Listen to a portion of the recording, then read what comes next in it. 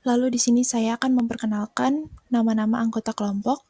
Yang pertama ada Adrik Niwiganindi dengan NIM 2021800051, lalu ada Adere Tamawa dengan NIM 2021800120, lalu ada Yemi Manaftalia Ponto dengan 2021800123, dan Malika Naswa dengan NIM 2021800184. Baik, di sini yang pertama ada 4.1 yaitu Society, Culture, and Global Consumer Culture. Jadi perbedaan dan persamaan menjadi ciri budaya dunia yang berarti bahwa tugas pemasar global ada dua, yaitu yang pertama pemasar harus mempelajari dan memahami budaya negara tempat mereka akan berbisnis, lalu yang kedua mereka harus memasukkan pemahaman ini ke dalam proses perencanaan pemasaran. Dalam beberapa kasus, strategi dan program pemasaran harus disesuaikan dengan budaya lokal. Namun demikian, para pemasar juga harus memanfaatkan karakteristik budaya bersama dan menghindari adaptasi bauran pemasaran yang tidak diperlukan dan memakan biaya besar. Nah, sederhananya, masyarakat harus mengatasi prasangka yang merupakan akibat alami dari kecenderungan manusia menuju etnosentrisitas. Meskipun culture shock itu adalah reaksi normal manusia terhadap sesuatu yang baru dan tidak diketahui, para pemasar global yang sukses berusaha memahami pengalaman manusia dari sudut pandang lokal. Lalu selanjutnya ada definisi culture, yaitu culture dapat didefinisikan sebagai cara hidup yang dibangun oleh sekelompok manusia yang diturunkan dari satu generasi ke generasi lainnya. Suatu kebudayaan menampilkan cara hidupnya dalam konteks institusi sosial, termasuk institusi keluarga, pendidikan, agama, pemerintah, dan bisnis. Nah, kebudayaan mencakup nilai-nilai, gagasan, sikap, dan simbol-simbol yang disadari dan tidak disadari yang membentuk perilaku manusia dan diturunkan dari satu generasi ke generasi berikutnya. Nah, di sini kebudayaan dapat dibagi menjadi dua kategori besar, yaitu yang pertama material culture, yaitu komponen fisik atau budaya fisik, dan mencakup benda-benda fisik dan artefak yang diciptakan oleh manusia seperti pakaian dan peralatan. Lalu yang kedua ada non-material culture, yaitu budaya subjektif atau abstrak, dan mencakup hal-hal yang tidak berwujud seperti agama, persepsi, sikap, kepercayaan, dan nilai-nilai.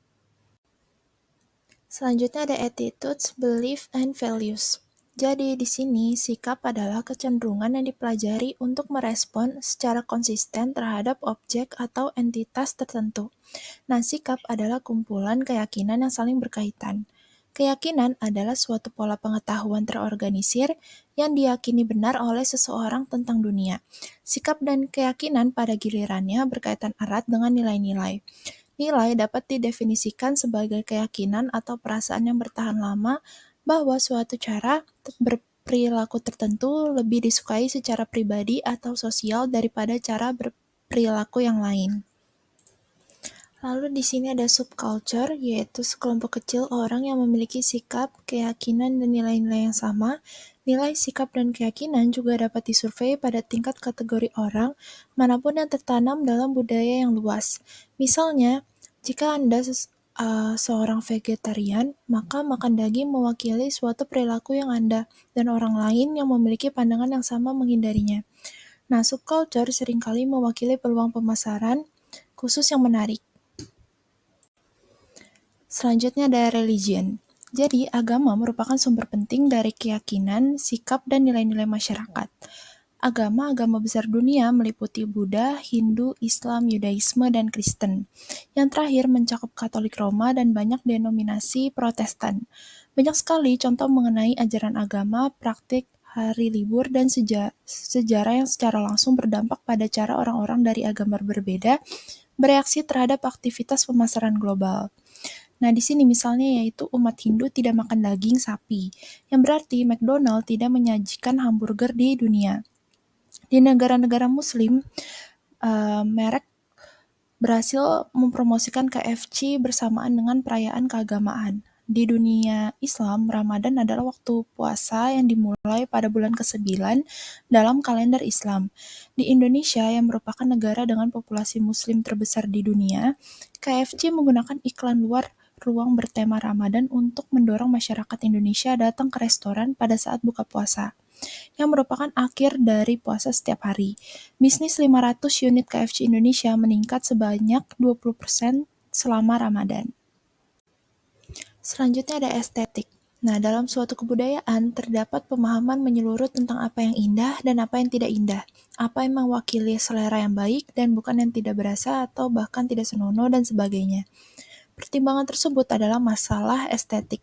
Pemasar global harus memahami pentingnya estetik visual yang diwujudkan dalam warna atau bentuk suatu produk, label, atau kemasan.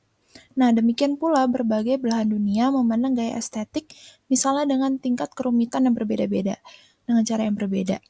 Elemen estetik yang atraktif, menarik, dan sesuai selera di satu negara mungkin dianggap berbeda di negara lain. Nah, contohnya di situ adalah Cadbury. Cadbury itu kemasannya coklatnya itu adalah warna ungu. Nah, dalam survei tentang preferensi warna, 50% responden itu menyatakan bahwa warna biru itu adalah favorit mereka, dan warna ini lebih disukai dengan selisih yang besar dibandingkan warna pilihan berikutnya. Nah, saat ini Tiffany Blue adalah warna merek dagang yang digunakan oleh pemasar barang mewah pada tas dan kotak hadiahnya. Nah, ketika Pangeran William dan keluarganya mengunjungi keluarga kerajaan Eropa lainnya, warna biru sering menjadi pilihan pakaian mereka. Nah, selanjutnya di sini adalah warna merah. Merah adalah warna yang populer di sebagian besar negara. Nah, selain sebagai warna darah, di banyak negara, merah dikaitkan dengan tradisi pemeliharaan anggur dan pembuatan anggur yang telah berusia berabad-abad. Nah, di sini, sebuah studi di 8 negara mengenai persepsi warna menemukan bahwa merah itu diasosiasikan dengan persepsi seperti aktif, panas, dan bersemangat.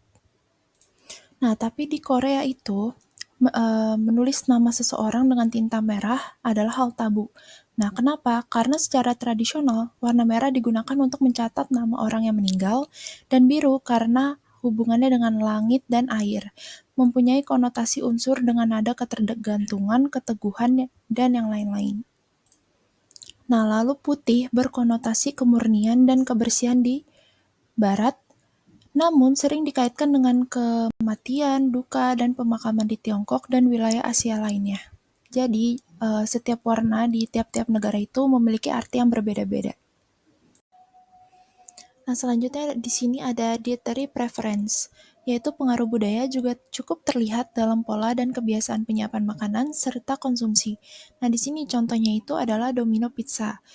Perusahaan pengiriman pizza terbesar di dunia menarik diri dari Italia karena orang Italia menganggap produknya terlalu Amerika, khususnya saus tomatnya itu terlalu kental dan toppingnya itu terlalu berat. Nah, Domino lebih beruntung di India karena mereka melokalisasi resepnya dengan penawaran yang mencakup pizza ke Madu Piazza, Pepe Paneer, dan 5 paprika. Saat ini, Domino adalah jaringan restoran cepat saji asing terbesar di India dengan lebih dari 700 toko. Nah, selanjutnya di sini ketika Dunkin Donut membuka gerai pertamanya di India pada tahun 2012, bisnis di pagi hari berjalan lambat karena sebagian besar orang India itu sarapan di rumah. Nah, kesuksesan akhirnya datang setelah perusahaan memperkenalkan item menu baru, yaitu Original Tough Guy Chicken Burger. Nah, contoh-contoh ini menggarisbawahi fakta bahwa pemahaman yang kuat tentang preferensi budaya terkait makanan adalah penting bagi perusahaan manapun yang berupaya memasarkan produk makanan atau minuman secara global. Nah, di sini Tito Ahluwala, ketua firma riset pasar di Mumbai, menyatakan bahwa perusahaan lokal juga dapat memanfaatkan pemahaman budaya yang unggul untuk bersaing secara efektif dengan perusahaan asing besar. Nah, perusahaan India mempunyai keuntungan jika mereka memanfaatkan tradisi. Dalam hal makanan, minuman, dan obat-obatan, Anda harus peka terhadap budaya perusahaan yang tidak memiliki hal tersebut. Lalu selanjutnya di sini ada language and communication. Nah, studi bahasa lisan atau verbal di dalam 4 bidang utama, yaitu yang pertama sintaks, yaitu aturan pembentukan kalimat, yang kedua ada semantik, sistem makna, yang ketiga ada fonologi, yaitu sistem pola bunyi, dan yang terakhir ada morfologi, yaitu pembentukan kata. Nah, komunikasi tak terucapkan atau nonverbal mencakup gerak tubuh, sentuhan, dan bentuk bahasa tubuh lainnya yang melengkapi komunikasi lisan. Nah, komunikasi nonverbal terkadang disebut bahasa diam. Nah, baik aspek bahasa yang diucapkan maupun yang tidak diucapkan termasuk dalam bidang semiotika linguistik yang lebih luas, yaitu studi tentang tanda dan maknanya. Nah, di sini dalam pemasaran global, bahasa itu adalah alat yang penting untuk berkomunikasi dengan pelanggan, pemasok, perantara saluran, dan yang lainnya. Literatur pemasaran penuh dengan anekdot yang membuat ngeri tentang kesalahan seperti pengucapan nama produk yang memalukan dan terjemahan teks iklan yang tidak kompeten. Nah, seperti dapat Anda lihat, bisa kita lihat pada gambar 4.1. Nah, kehalusan pengucapan yang terkait dengan karakter Tionghoa tertentu dapat mengganggu pemberian hadiah yang bermaksud baik di Tiongkok. Nah, misalnya memberikan payung kepada seorang kenalan bisnis merupakan pertanda buruk karena itu sama saja dengan berharap bisnisnya gagal. Nah, selanjutnya di sini dampak globalisasi adalah penyebaran bahasa Inggris. Lebih banyak orang berbicara bahasa Inggris sebagai bahasa asing dibandingkan sebagai native language. Nah, di sini contohnya itu adalah Nokia dan Sony memerlukan bahasa Inggris. Belajar bahasa asing bermanfaat. Sambil memperoleh keterampilan berbahasa, siswa memperoleh wawasan lintas budaya dan mengembangkan hubungan dengan mereka yang berbicara bahasa Inggris sebagai bahasa kedua. Nah, pelatihan dan peningkatan kesadaran akan konteks budaya negara tuan rumah diperlukan untuk melawan kecenderungan membawa etnosentrisme budaya sendiri ke meja perundingan. Nah, dua masalah komunikasi penting yang mungkin muncul. Nah, yang pertama itu urutan menyangkut apakah diskusi berjalan langsung dari titik A ke titik B atau terkesan menyimpang. Nah, yang kedua adalah pentahapan berkaitan dengan apakah ada agenda penting tertentu dibahas segera atau setelah para pihak meluangkan waktu untuk menjalin hubungan baik. Nah, selanjutnya di sini ada marketing impact on culture.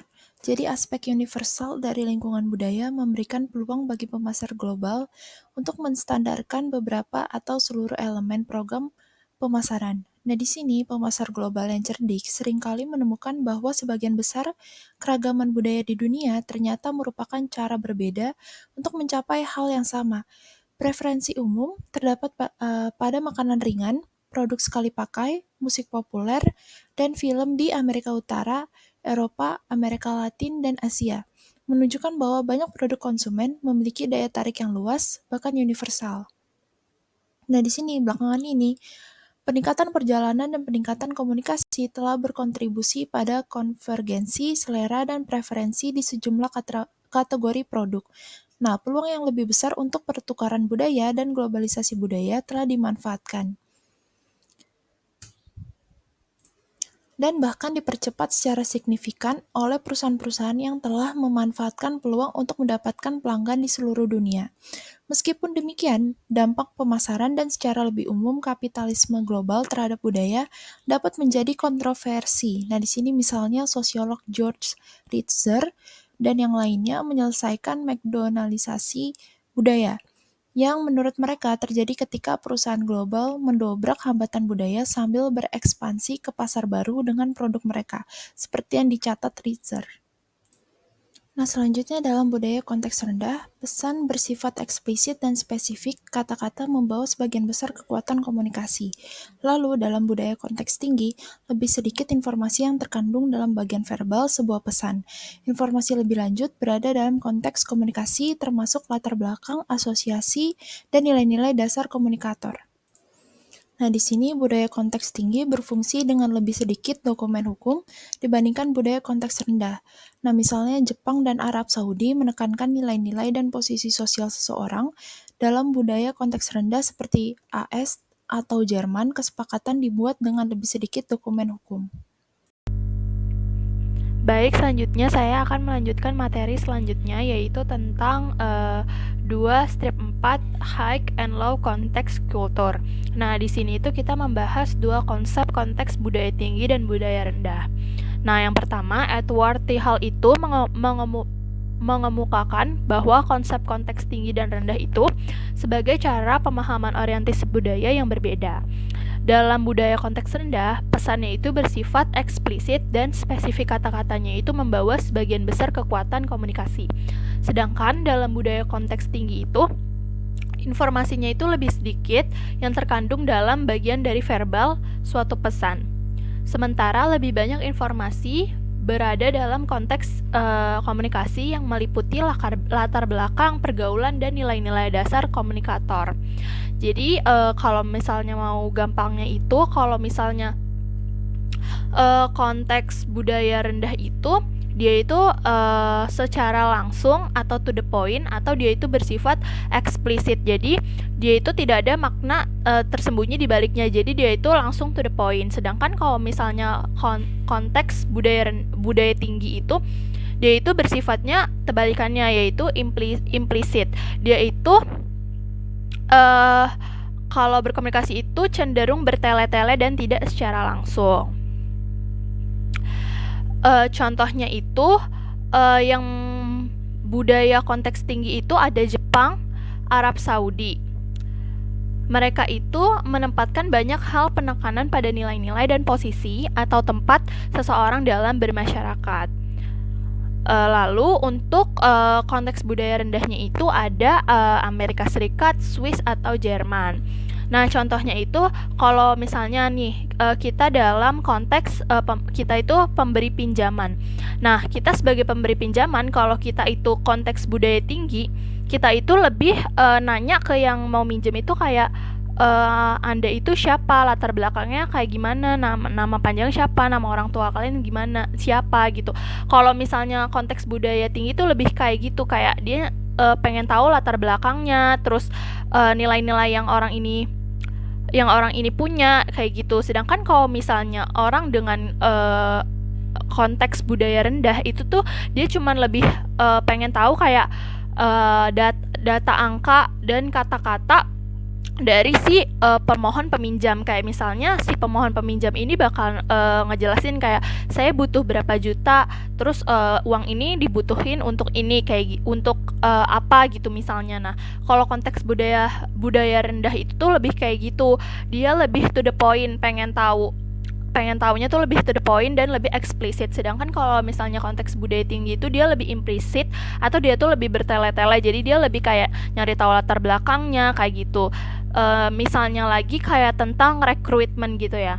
Kalau misalnya budaya konteks tinggi itu, misalnya kita sebagai pengrekrut nih, misalnya negara Jepang itu yang salah satu mempunyai budaya konteks tinggi. Nah, dia itu kalau ngerekrut itu dia udah nggak mentingin CV gitu. Dia udah gak mentingin CV. Jadi CV itu di kebelakangin. Dia tuh lebih mementingkan kayak latar belakang orang ini kayak gimana, pendidikannya kayak gimana. Contohnya dia lulusan dari Universitas Jepang.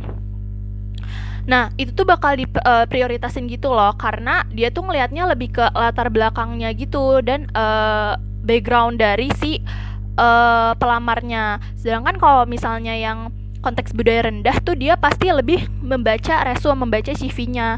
Itu sih perbedaan dari konteks budaya rendah dan konteks budaya tinggi. Baik, selanjutnya saya akan menjelaskan materi 4 strip 4, yaitu the self-reference criterion and perception.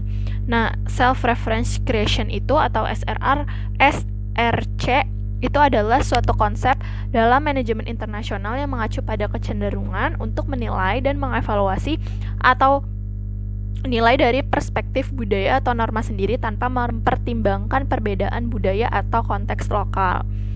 Jadi SRC ini merupakan di mana kalau misalnya kita ini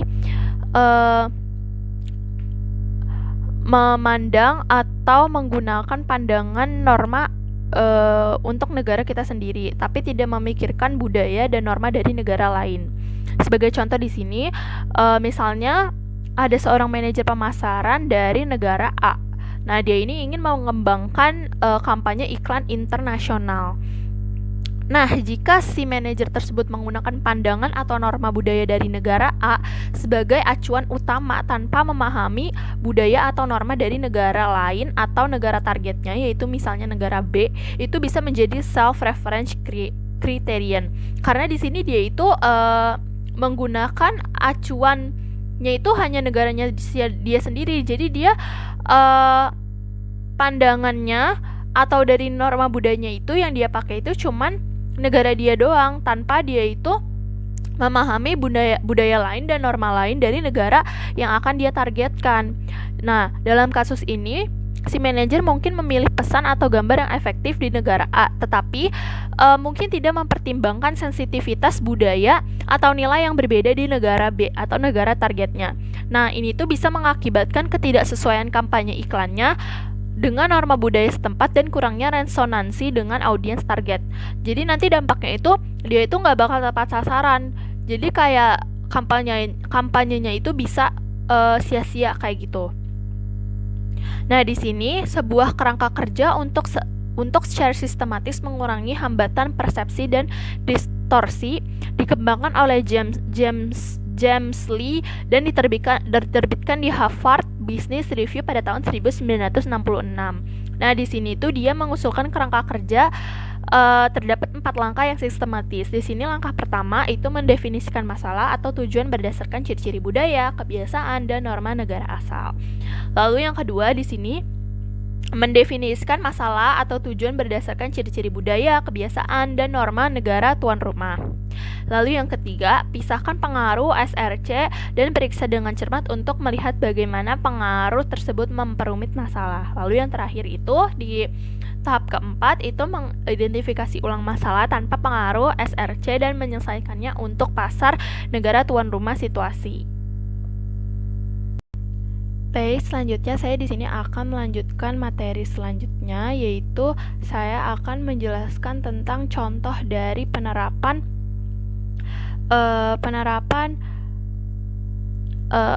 kerangka kerja 4 langkah yang sistematis yang dikeluarkan oleh James Lee.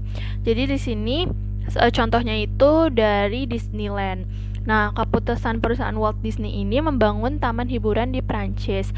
Nah, ini tuh memberikan sebuah hasil yang luar biasa untuk memahami SRC. Nah, di sini itu kita mempunyai contoh dari Disneyland. Nah, di sini ada step 1 sampai step 4. Nah, ini tuh penerapan dari Disneyland Prancis.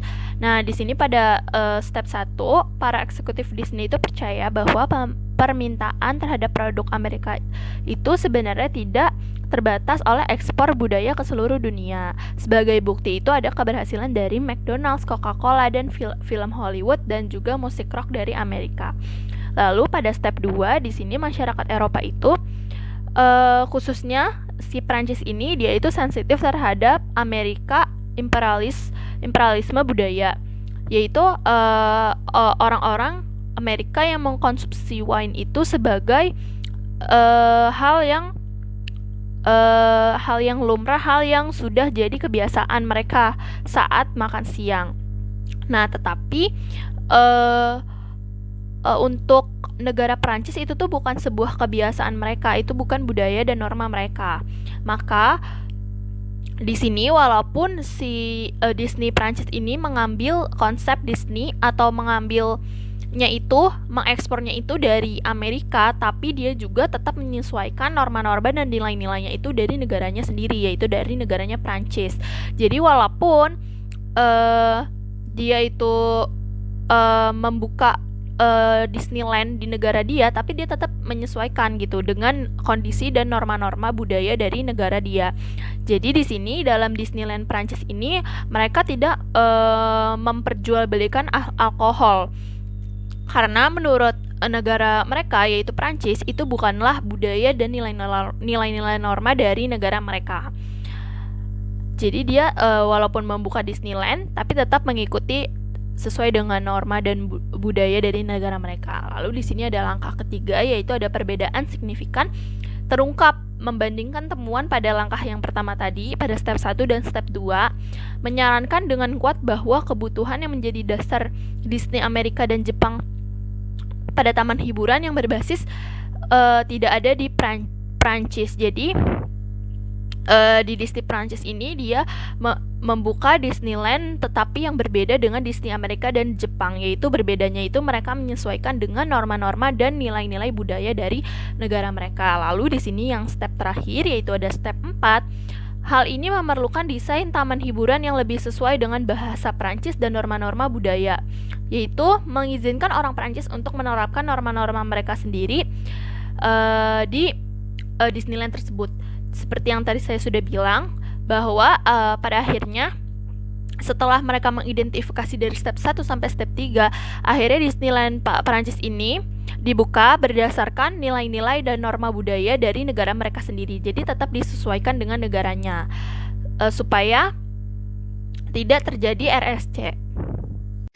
Nah, di 4 strip 3 ini ada Hofstede Cultural Typology. Jadi, di sini kita bakal ngebahas 5 dimensi budaya yang dikembangkan sama Grid Hofstede, di mana setiap dimensi ini dibagi menjadi 2 kategori yang menunjukkan perbedaan dalam berperilaku dan nilai budaya antar negara. Di gambar ini yang pertama bakal kita bahas itu adalah individualistik versus kolektivistik. Jadi perbedaan dalam sejauh mana individu dalam masyarakat memprioritaskan kepentingan pribadi atau kelompok. Nah, contoh negara individualistik itu ada Amerika Serikat, United States, Kanada, sama Australia. Sedangkan negara yang kolektivistik ini ada Jepang, Meksiko, sama Thailand. Terus yang kedua itu ada high power distance sama versus low power distance. Jadi ini itu menggambarkan tingkat penerimaan terhadap ketidaksetaraan kekuasaan dan penghargaan terhadap otoritas. Nah, negara-negara yang memiliki high power distance itu ada Meksiko, Singapura, sama Prancis. Sedangkan negara yang low power distance itu ada Italia, Jepang, United States, sama Sweden. Terus yang ketiga itu ada high uncertainty avoidance versus low uncertainty avoidance. Jadi ini itu menunjukkan sejauh mana masyarakat merasa tidak nyaman dengan ketidakpastian dan ambiguitas. Contoh negara high uncertainty avoidance ini ada Italia, Meksiko, sama Prancis. Sedangkan negara yang low uncertainty avoidance ini ada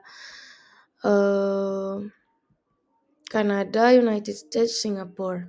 Terus yang keempat itu ada achievement versus nurturing. Jadi ini itu perbedaan dalam nilai-nilai seperti ketegasan, mencari uang dan barang, dan persaingan dibandingkan dengan nilai-nilai seperti hubungan dan perhatian terhadap orang lain. Nah, contoh negara yang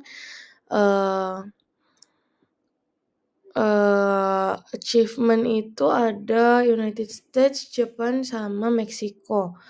Sedangkan negara yang nurturing itu ada Kanada, terus Greece, French, sama Sweden.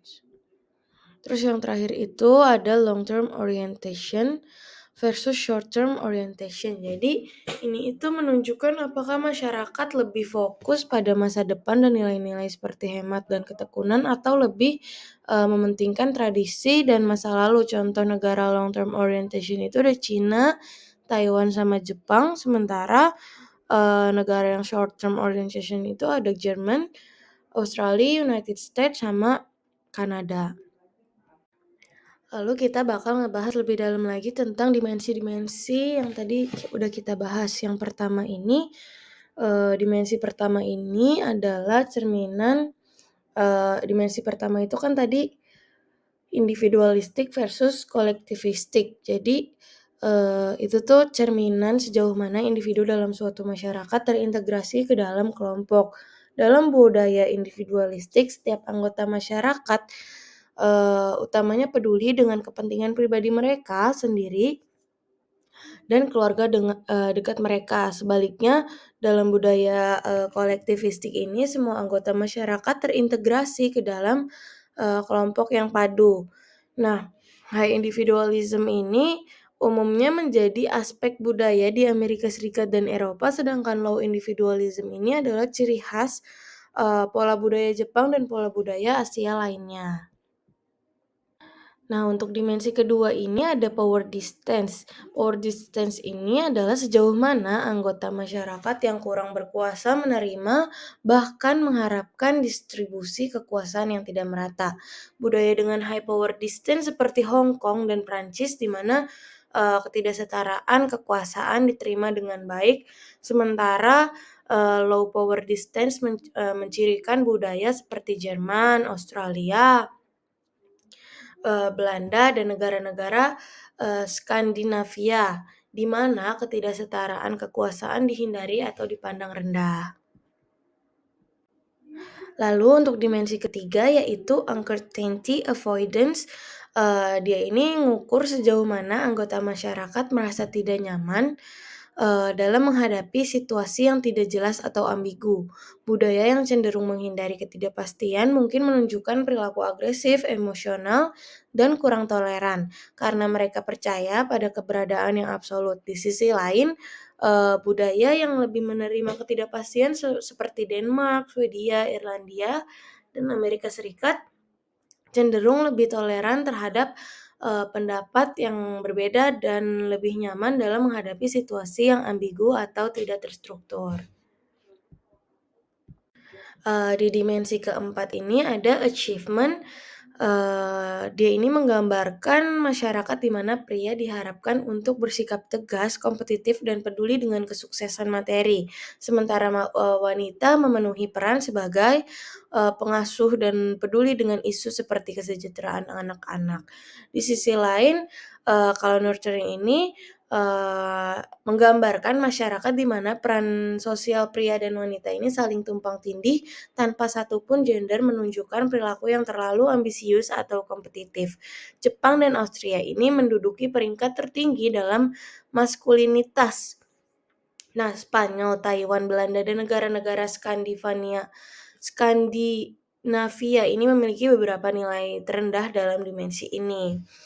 Lalu si Hofstede ini menyadari kalau dimensi-dimensi budaya yang ada belum memberikan gambaran yang cukup dalam konteks pertumbuhan ekonomi. Nah, dia juga ngerasa terganggu sama fakta bahwa penelitian sebelumnya ini lebih banyak dilakuin sama ilmuwan sosial barat yang mungkin kurang memperhatikan aspek budaya yang penting untuk masyarakat Asia. Ketika ekonomi Asia seperti Jepang dan negara-negara atau macan Asia mengalami perkembangan pesat yang tidak diprediksi dengan benar oleh banyak ekonom barat, Hofstede ini merasa bahwa ada sesuatu yang terlambat.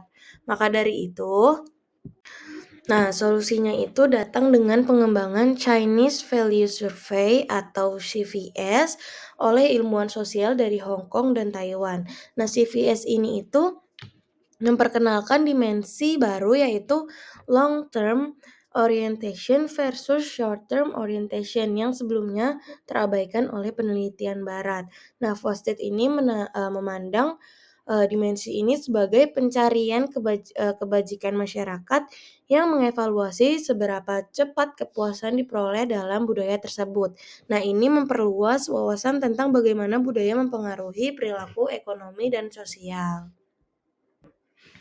Nah, dengan mempelajari karya dari Hofstede dan memahami konsep budaya yang berbeda, pemasar ini dapat mengambil wawasan yang membantu mereka dalam berbagai aspek bisnis seperti pengembangan produk, interaksi dengan mitra bisnis, dan pertemuan penjualan. Contohnya itu penting untuk memahami prioritas membangun hubungan dalam budaya tertentu seperti di Brazil, India, Jepang, dan Meksiko, di mana hubungan dengan mitra bisnis diutamakan daripada transaksi langsung. Nah, terus ada juga konsep gaman dari budaya Jepang, di mana dia itu memberikan wawasan tentang ketekunan perusahaan Jepang dalam mengejar proyek R&D.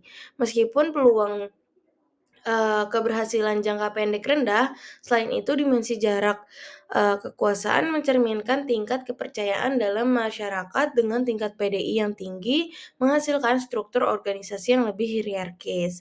Lalu contoh konkret seperti dialami Birne Murphy dalam bernegosiasi menunjukkan pentingnya penyesuaian pola perilaku dalam konteks budaya yang berbeda.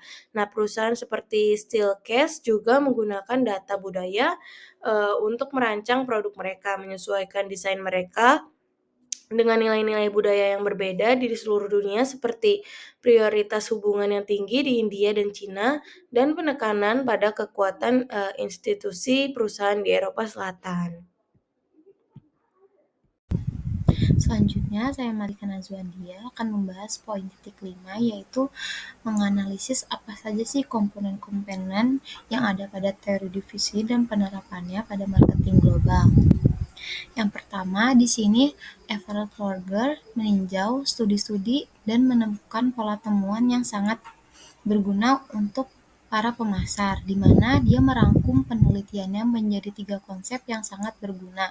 Yang pertama, di sini ada adoption process, yang kedua ada karakteristik dari inovasi, dan yang ketiga ada kategori dari adopsi itu sendiri.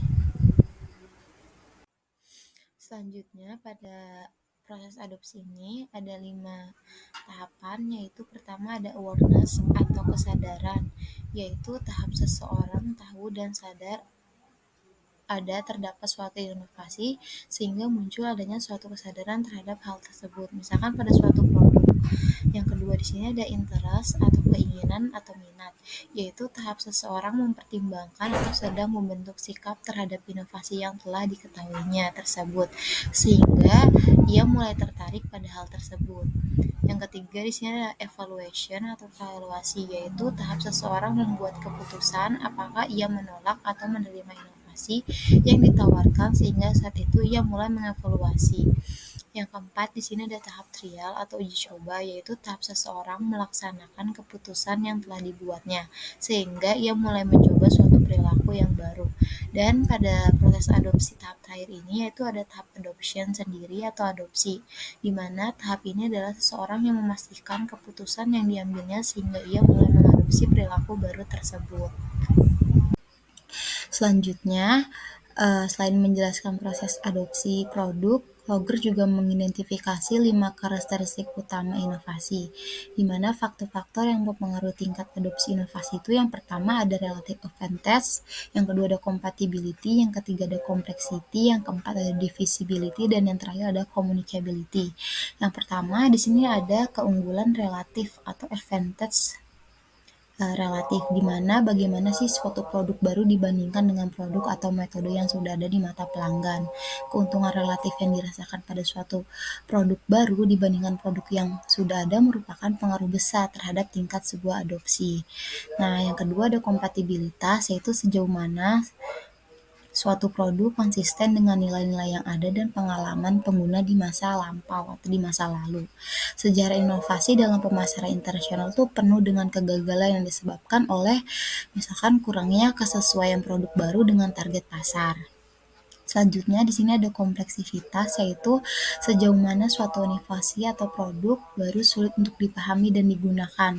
Kompleksivitas produk itu merupakan faktor yang dapat memperlambat laju adopsi, khususnya di pasar negara berkembang dengan tingkat huruf yang rendah. Selanjutnya ada divisibility, yaitu kemampuan suatu produk untuk dicoba dan digunakan secara terbatas tanpa mengeluarkan biaya yang besar.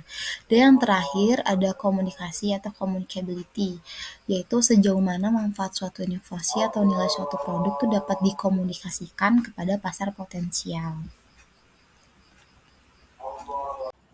Nah, yang terakhir di sini ada kategori dari adopsi itu sendiri. Yang pertama di sini ada inovator, yaitu individu yang suka mencoba ide baru dan bersedia menerima dan resiko. Terus ada penerima awal bersifat lokalat, yaitu tidak sering keluar daripada sistem sosialnya. Terus juga ada majority awal, di mana individu yang mempunyai hubungan dengan inovator bersedia menerima pembaruan. Juga ada majority led, yaitu individu ini hanya menerima pembaruan setelah orang ramai menerimanya. Dan ada juga lagger atau pemunduran, yaitu individu yang paling lambat menerima pembaruan, sharing shock prasangka pada perkara-perkara baru, di mana ini terjadi pada life cycle sebuah produk. Misalkan itu pertama ada tahap perkenalan, terus pertumbuhan, terus ada maturity dan decline. Selanjutnya di sini ada Division of Innovation in Pacific Rim Country, di mana berdasarkan perbandingan lintas negara antara Amerika Serikat atau US, Jepang, Korea Selatan, dan Taiwan serta Takada dan Jain menyajikan bukti bahwa karakteristik negara yang berbeda khususnya budaya dan pola komunikasi mempengaruhi proses difusi. Misalkan untuk AC, ruangan, mesin cuci, dan kalkulator. Nah, berdasarkan pengamatan bahwa Jepang, Korea Selatan, dan Taiwan merupakan budaya berkonteks tinggi dengan populasi yang relatif homogen, sedangkan Amerika Serikat merupakan budaya berkonteks rendah dan heterogen. Takada dan Jain menduga bahwa Asia akan menunjukkan tingkat difusi yang lebih cepat dibandingkan Amerika. Selanjutnya pada poin 4.6 yaitu menjelaskan implikasi pemasaran dari lingkungan sosial dan budaya yang berbeda di seluruh dunia atau per setiap negaranya, di mana implikasi pemasaran terhadap lingkungan sosial dan budaya ini berbagai faktor budaya yang akan menjelaskan sebelumnya dan memberikan pengaruh penting pada pemasaran produk konsumen dan industri seluruh dunia. Oleh karena itu, hal tersebut harus diakui dan dimasukkan ke dalam rencana pemasaran global.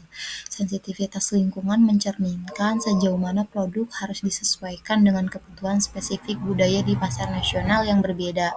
Pendekatan yang berguna adalah dengan memandang produk berada pada kontinum sensitivitas lingkungan dan tidak memerlukan adaptasi signifikan terhadap lingkungan di berbagai pasar dunia.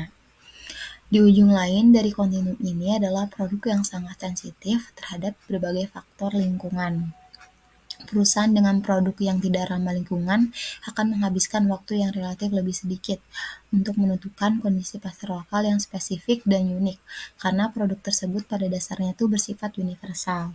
Semakin besar sensitivitas lingkungan suatu produk, semakin besar pula kebutuhan bagi para manajer untuk mengatasi kondisi lingkungan ekonomi, peraturan, teknologi, sosial, dan budaya spesifik dalam suatu negara. Nah, pada gambar 4.4 ini ada Asian Hierarchy for Diffusion of Innovation. Jadi di sini seperti ada introduction, terus baru ada pertumbuhan atau growth, lalu dia ada maturity, dan terakhir ada decline, yang bisa kita sebut sebagai life cycle dalam suatu produk. Selanjutnya di sini jelaskan bahwa terjadi sensitivitas produk dapat dipresentasikan dalam skala dua dimensi seperti yang ditunjukkan pada gambar 4.5 ini. Sumbu horizontal menunjukkan sensitivitas lingkungan dan sumbu vertikal menunjukkan tingkat adaptasi produk yang diperlukan. Produk apapun yang menunjukkan tingkat sensitivitas lingkungan yang rendah, misalnya sirkuit, dapat ditempatkan di kiri bawah gambar. Intel telah menjual lebih dari 100 juta mikroprosesor karena sebuah chip tetaplah di sebuah chip dimanapun di seluruh dunia.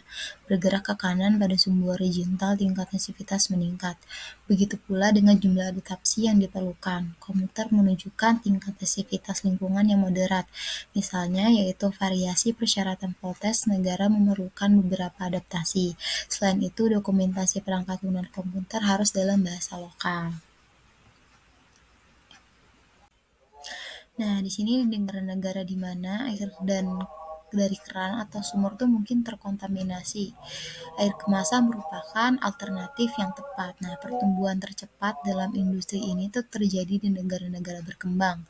Nah, dalam 5 tahun terakhir, konsumsi air minum kemasan meningkat 3 kali lipat di India dan lebih dari 2 kali lipat juga di Tiongkok.